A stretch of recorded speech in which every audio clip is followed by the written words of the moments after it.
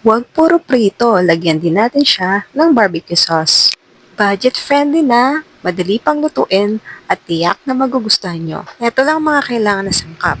6 pieces na hotdog, onion, garlic, pepper, mantika, toyo, sesame oil, banana ketchup, at asukal. Sa 3 kutsarang mainit na mantika, ilagay ang onion.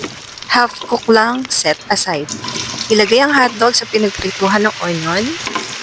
At pag half cook na, ilagay na ang garlic at haluin. Kalahating tasang soy sauce, kalahating tasang ketchup, at 2 kutsarang asukal.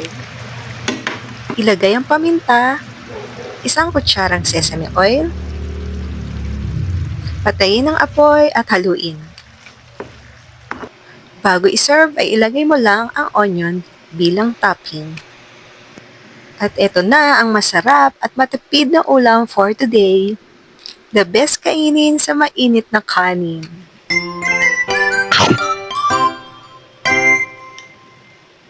Thanks for watching Chur's Kitchen.